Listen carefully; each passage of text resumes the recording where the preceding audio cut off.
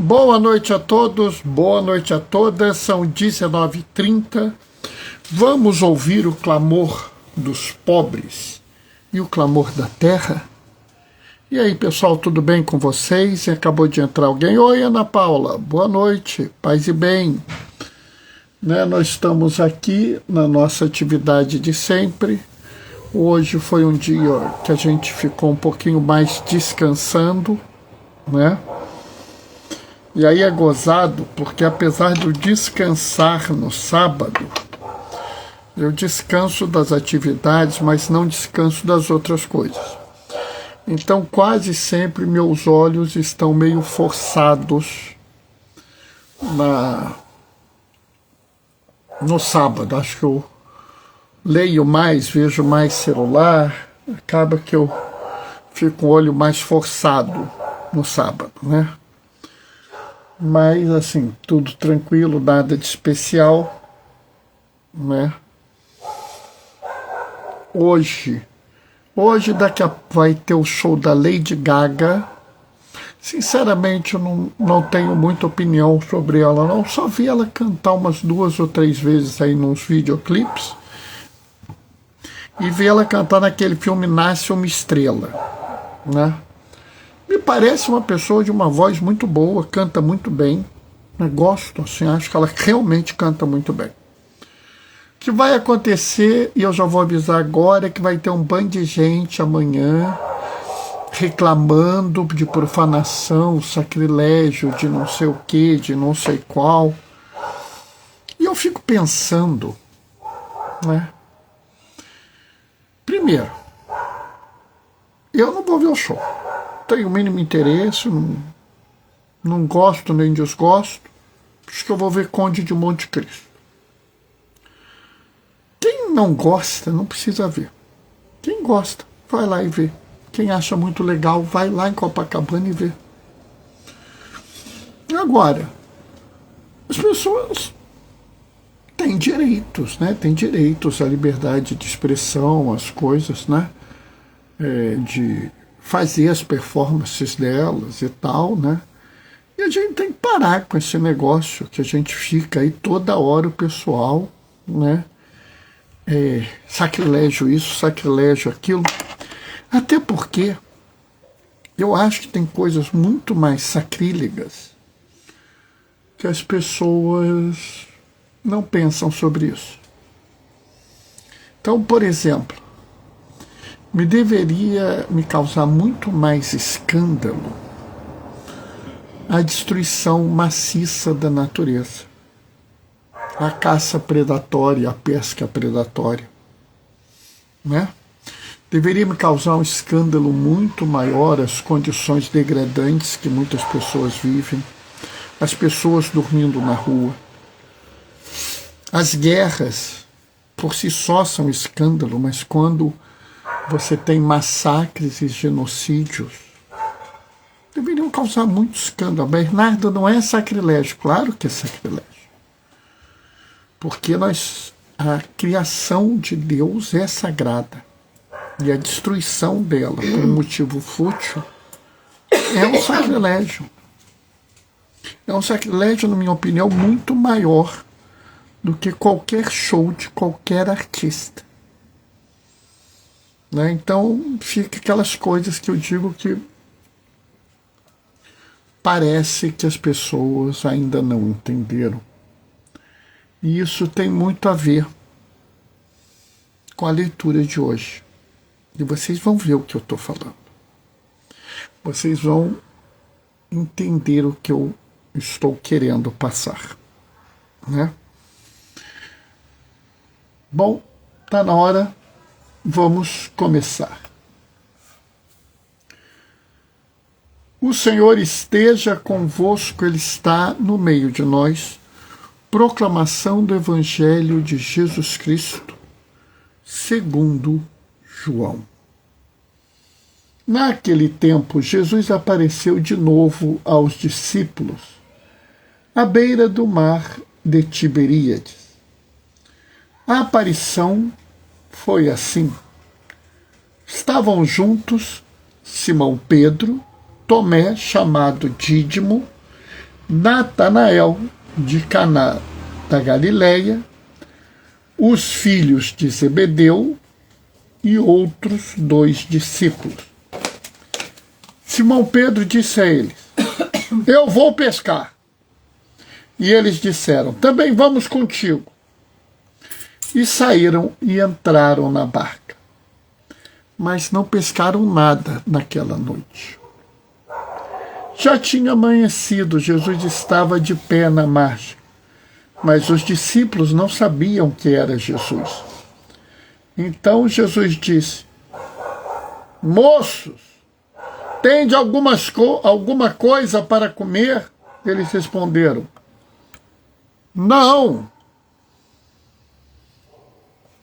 Jesus disse: lançai a rede à direita da barca e achareis. Lançaram a rede e não conseguiram puxá-la para fora por causa da quantidade de peixes. Então, o discípulo a quem Jesus amava disse a Pedro: é o Senhor. Simão Pedro, ouvindo dizer que era o Senhor, vestiu sua roupa, pois estava nu, e atirou-se ao mar. Outros discípulos vieram com a barca, arrastando a rede com os peixes, pois não estavam longe da terra, mas somente cerca de 100 metros. Logo que pisaram a terra, viram brasas acesas com peixes em cima e pão. Jesus lhe disse: Trazei alguns peixes que apanhastes. Então, Simão Pedro subiu no barco e arrastou a rede para a terra. Estavam cheias de 153 grandes peixes, e apesar de tantos peixes, a rede não se rompeu. Jesus disse-lhes: vinde comer. Nenhum dos discípulos se atrevia a perguntar quem era ele, pois sabiam que era o Senhor. Jesus aproximou-se, tomou o pão e distribuiu por eles. Fez a mesma coisa com peixe. Essa foi a terceira vez que Jesus, ressuscitado dos mortos, apareceu aos discípulos. Depois de comerem, Jesus perguntou a Simão Pedro: Simão, filho de João, tu me amas? Pedro respondeu: sim, Senhor, tu sabes que eu te amo. Jesus lhe disse: apacenta os meus cordeiros. E disse novamente a Pedro: Simão, filho de João, tu me amas? Pedro disse: sim, Senhor, tu sabes que eu te amo. E Jesus lhe disse: apacenta as minhas ovelhas. Pela terceira vez, Jesus perguntou a Pedro: Simão, filho de João, tu me amas? Pedro ficou triste, porque Jesus perguntou 3 vezes se ele o amava. E respondeu: Senhor, tu sabes tudo. Tu sabes que eu te amo. Jesus lhe disse: apacenta as minhas ovelhas. Em verdade te digo, quando eras jovens, tu te cingias e ia para onde querias. Quando fores velhos, estenderás as mãos e outro te cingirá e te levará para onde não queres ir. Jesus disse isso, significando com que morte Pedro iria glorificar a Deus. E acrescentou: segue-me. Palavra da salvação. E acabou de entrar aqui, se eu não me engano, Marcel Silva. Boa noite, paz e bem. Sabe, esse é o segundo final do Evangelho de João. O João tem 2 finais, né? Tem um final que ele termina dizendo: muitos outros sinais foram realizados por Jesus, mas estes estão neste livro para que você creia que ele é Jesus em seu nome, Jesus o Cristo que devia vir ao mundo, e em seu nome seja salvo por ele. Mas agora é acrescentado esse outro final. Me lembro quando eu li isso pela primeira vez, eu achei estranhíssimo, porque o Evangelho tinha 2 finais. Não? E o padre catequista virou para mim e falou assim: Bernardo, é tipo um pós-escrito, não tem prefácio, isso é um pós-fácio. E como eu lia livros, achei aquilo totalmente razoável. Hoje eu vejo que isso é muito mais do que um mero pós-fácio. Isso é muito mais que um extra. Isso é muito mais do que aquelas coisas que tem em filme, né? Tem aquele negócio do filme, né? Quando está acabando o filme, tem uma ceninha extra. Né? É muito mais que essas coisas. Na verdade, se a gente pensar bem, a mensagem que tem nessa passagem é impressionante. E como sempre, a gente fica às vezes tão preso em algumas coisas que a gente não consegue observar como isso é fabuloso. Me lembro que uma das primeiras homilias que eu fiz, eu ainda nem era diácono. Quando caiu nessa leitura, eu fiz questão de dizer: Jesus perguntou para Pedro se Pedro o amava 3 vezes, porque Pedro negou Jesus 3 vezes. E aqui você vê que Jesus não humilhou Pedro, não fez nada disso. Eu acho que essa interpretação é super válida, mostra a misericórdia de Jesus.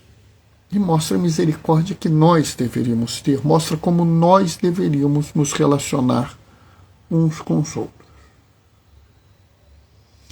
Mas isso é muito pouco. Eu me lembro, acho que foi ano passado, que eu estava fazendo uma live e eu comentei assim: todas as passagens na Bíblia, quando tem um número, esse número tem um significado.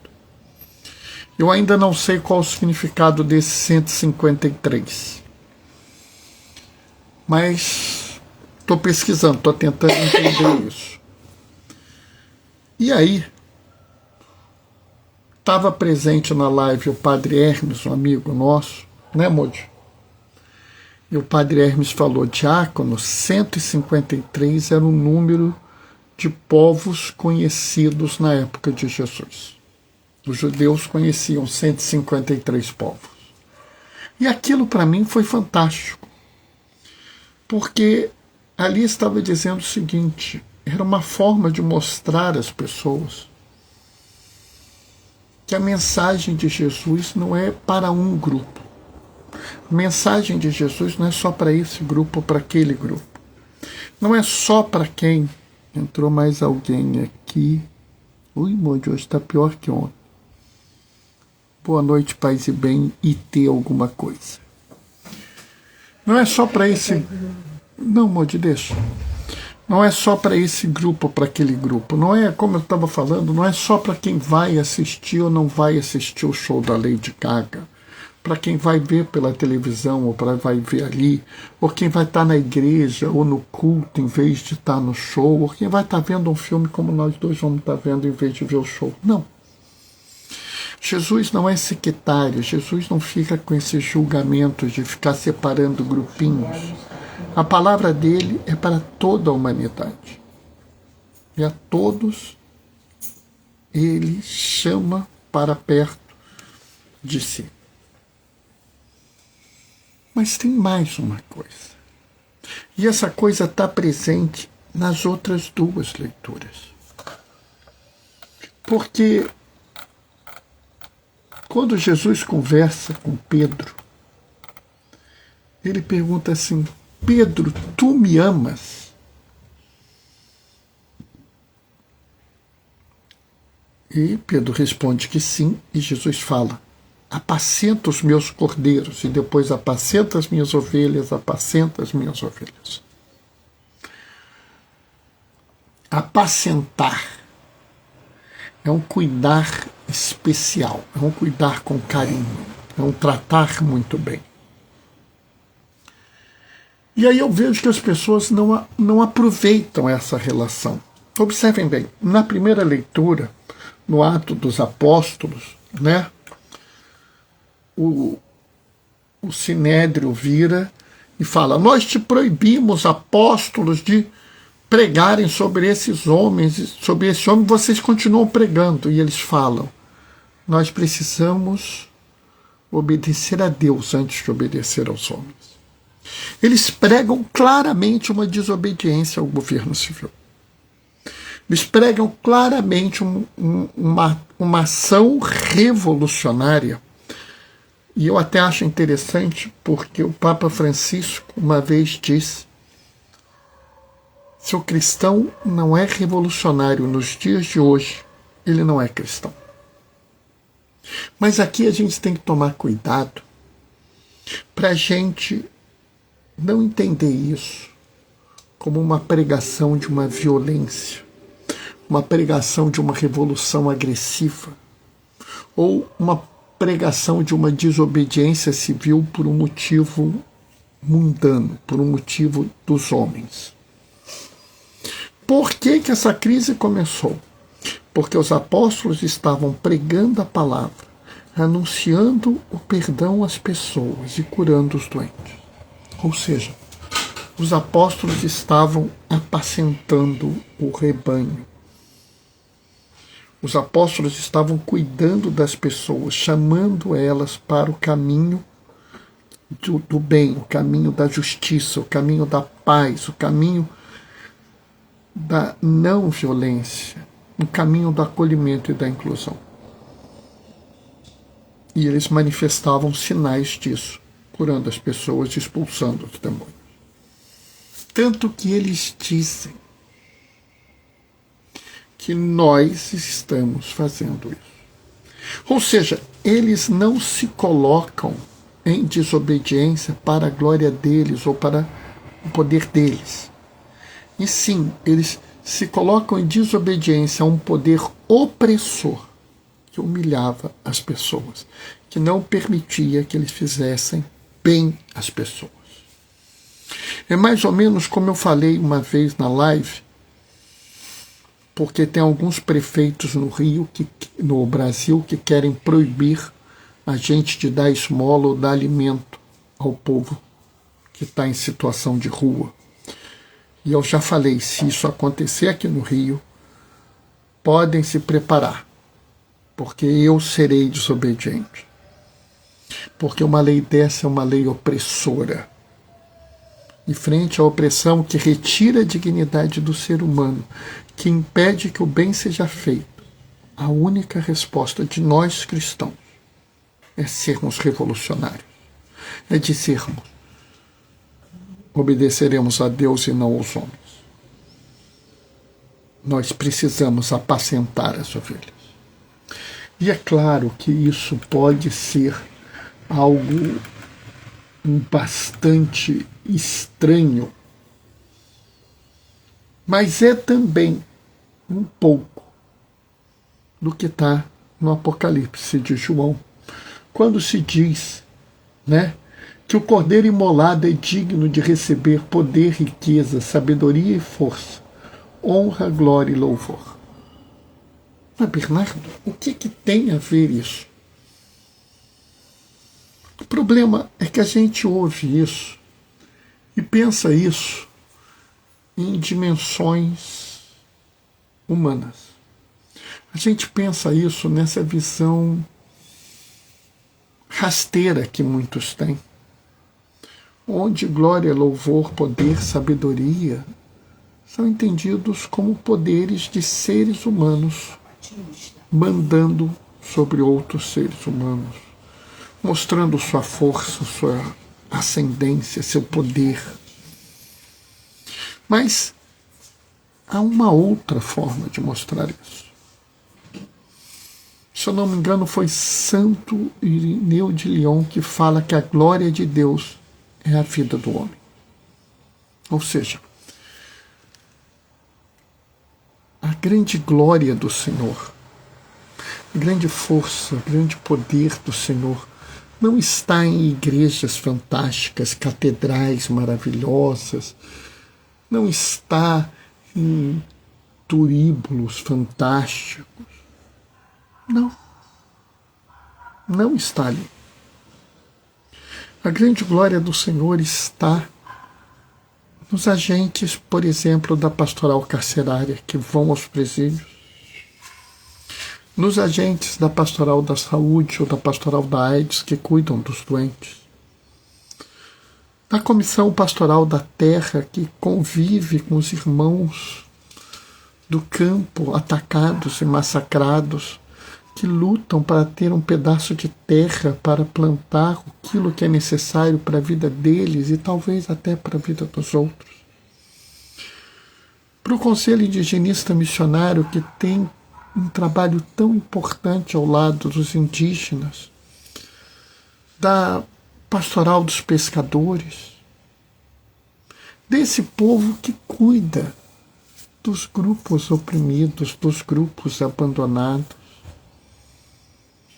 dos grupos que sofrem, que têm sua dignidade arrancada.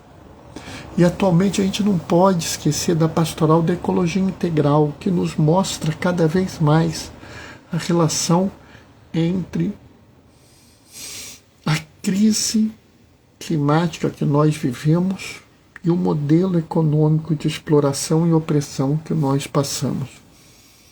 Outro dia eu estava vendo um jornal com minha esposa, né? E a gente viu o negócio lá das terras, metais de terras raras e lítio, e a gente estava vendo a escavação daquilo, arrancando pedaços imensos de terra. E o mozinho falou assim, mas então isso aí não vai resolver. Eu falei, claro que não.